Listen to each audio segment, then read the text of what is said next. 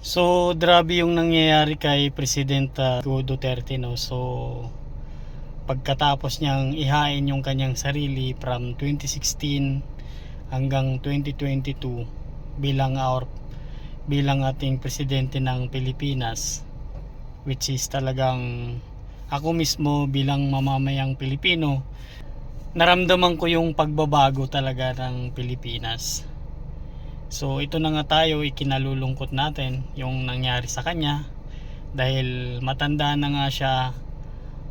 Talagang nangyari pa rin yung dapat na hindi mangyari sa kanya. After all na inalay niya yung kanyang sarili, sa totoo lang, yun nga, balikan natin yung mga nakaraan. Sa totoo lang, okay na siya sa Davao eh.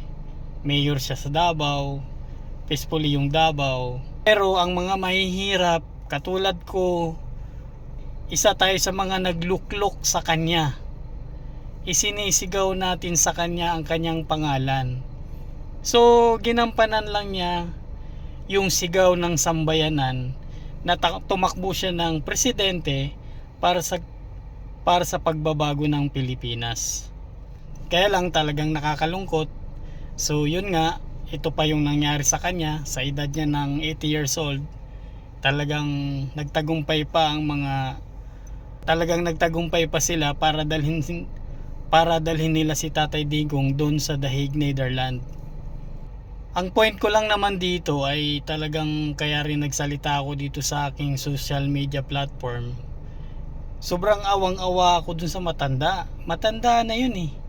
Tatay Digong natin yun. Tinuring natin siyang tatay ng ating bayan, ng ating bansa, ng ating bansang Pilipinas. Uulitin ko muli, kahit di na siya tumakbo bilang presidente, okay na siya sa Davao. Pero inoffer niya yung kanyang sarili para sa atin. Pero ano naman nangyari ngayon? Dinala siya dun sa The Hague. So yun, naintindihan ko naman yung side niya. Kaya nandun siya sa The Hague dahil nga dun sa mga paratang na victim ng drug on wars, na maraming naapektuhan, maraming nadamay. Ginawa lang niya yung trabaho niya. Ito nga, bago niya inaccept yung pagiging presidente ng Pilipinas, alam na ng buong mundo, alam na ng buong Pilipinas, nag-warning na siya. Oras pa lang ng kampanya, nag-warning na siya ng war on drugs. Ang sabi niya, itigil nyo na yung droga. Kung hindi, meron kayong paglalagyan. So doon pa lang nagsabi na siya, itigil nyo na yung droga dahil talamak na sa Pilipinas ang droga. Kaya nga ulitin ko ulit, kahit din na nga siya tumakbo, alam niya na yung problema ng Pilipinas. Pero inaccept niya kasi ganun niya tayo kamahal bilang Pilipino. Gusto niyang tulungan magbago ang Pilipinas, gusto niyang tulungan maging safe ang Pilipinas, gusto niyang tulungan sugpuin ang droga. Kaya lang after all nung mga ginawa niyang ganun, wala, parang tayo ka lang, dalhin ka sa The Hague dahil kailangan mong panagutan yung mga ginawa mong war on drugs. Siyempre, meron namang magbabash dito na naman ngayon, sasabihin, bakit nyo ba pinagtatanggol yang si Duterte, imamamatay tao yan. Ngayon, ibabalik ko lang din yung tanong, paano na lang yung pamilya mo kung naapektuhan ng isang addict, na pinatay ng isang addict? For example, ikaw ay isang OFW, pinadalhan mo yung anak mo nag-aaral sa isang universidad sa Pilipinas para lang makatapos sa pag-aaral. Tapos somehow, someday, pinatay ng isang addict.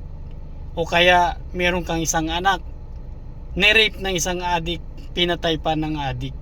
So yun yung turning point doon. So gusto niya talaga sugpuin ang droga. At inamin naman niya na merong nadamay at humingi na siya ng kapatawaran doon. Kanina ho natanong ko na ho kayo dun sa mga nagpasko na namatayan ho ng mga mahal sa buhay dahil sa droga. Yung mga namatay dahil sabi ho ng pulis na laban, pero sabi nila user lang yan, biktima rin ng droga, hindi yan pusher. Bakit ba pinatay pa, sumurrender na, pinatay? May gusto ho ba kayong sabihin sa mga kamag-anak nila? Well, Mr. I President? am sorry that there is something which we cannot agree on. But yung iba naman, yung talagang lumaban sa police, I'm sorry for them. Wala talaga ako magawa, trabaho lang po. Syempre nga naman, utos niya bilang presidente, linisin natin yung droga, yung mga pulis, magtutukhang. Syempre mga adik na yung iba dyan, minsan yung iba lulong sa droga, minsan yung iba dyan lulong sa droga, lalaban sa mga pulis. Syempre karapatan ng pulis na protektahan yung kanilang sarili. Karapatan ng sundalo na protektahan ng kanilang sarili kaysa sila yung mapapatay ng adik. So hindi naman namin sinasabi bilang taga-suporta ni Duterte na malinis yung ginawa niya sa war on drugs. Humihingi po kami ng kapatawaran dun sa mga nadamay na inosente talaga. Pero milyon-milyon ang nakinabang. Milyon-milyong Pilipino ang nakinabang sa paglilinis ni Duterte ng droga sa Pilipinas. Ito na nga isang example natin. Ilang presidente na ang dumaan ng Pilipinas? Ilan na ang presidenteng dumaan ng Pilipinas? Mismong Bilibid Prison sa Muntinlupa, doon pala niluluto ang droga. Kung hindi si Presidente Duterte tumakbo, malalaman ba ng buong sambayanan yan? Malalaman ba ng buong taong bayan yan na mismong Muntinlupa, nandun ang droga, doon niluluto ang droga? Kaya yung mga tao doon hindi natakot makulong kasi nakakulong na sila, nagbibusiness pa sila doon. Hindi lang yan, may nagpapatunay niyan. Si Robin Padilla, ayan, buhay yan. Robin Padilla, nakulong yan. Ano nagtanong sa akin ng gwardiya, ano ba gusto mong tirahin? Ha? No. Talaga sabi ko, ano ba, gusto No mo ba way, totoo. shabu? Ay, hindi ako nagsasabu. Ano ba, tinitira mo? Heroin ho ako at saka Demerol. O sige, mga next week, makukuha na namin yun. Ginagawa sa maximum, niluluto po doon. Niluluto. Mismo nagpapatunay na ang droga doon niluluto sa Bilibid. At malalaking tao ang protektor nitong drug operation na to dito sa Bilibid na to. So sa tingin nyo ba kung hindi inalay ni Duterte yung kanyang sarili, malalaman ba yan ng sambayan ng Pilipino? Grabe yung nangyayaring ganyan. Mismong kulungan, Muntinlupa, doon ang lutuan ng droga. Ilang presidente na ang dumaan. Ang Muntinlupa, Bilibid, dyan sa Pilipinas, ginagawang party hall. Meron pang celebration, may birthday, talagang nagpa-party-party, nagsasayawan pa sila kasama ang mga malalaking opisyal. At saka sa totoo lang, hindi naman ni Duterte pinapatay ang mga adik. Kaya nga siya tumakbo ng presidente sa Pilipinas kasi mahal niya tayong mga Pilipino. Gusto niya magbago ang mga adik. Kaya nga meron mga rehabilitation na programa na This is how justice is handed out to recovering addicts who've misbehaved. A stern telling off by fellow patients, while psychologists and social workers look on. It's less about punishment at this rehab centre and more about helping them understand the error of their ways.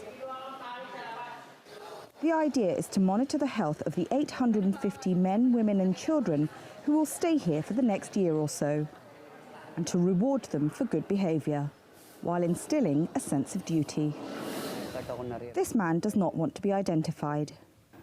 He spent 18 years addicted to methamphetamine, which is also known as shabu here.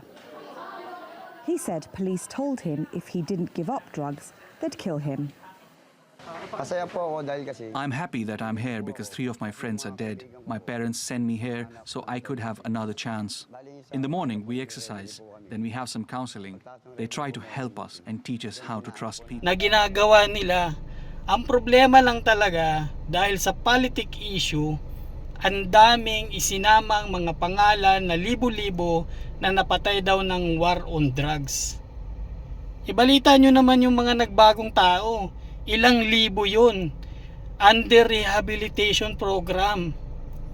Binigyan niya ng chance, hindi niya pinapatay. Yung mga nanlaban, talagang patay yun.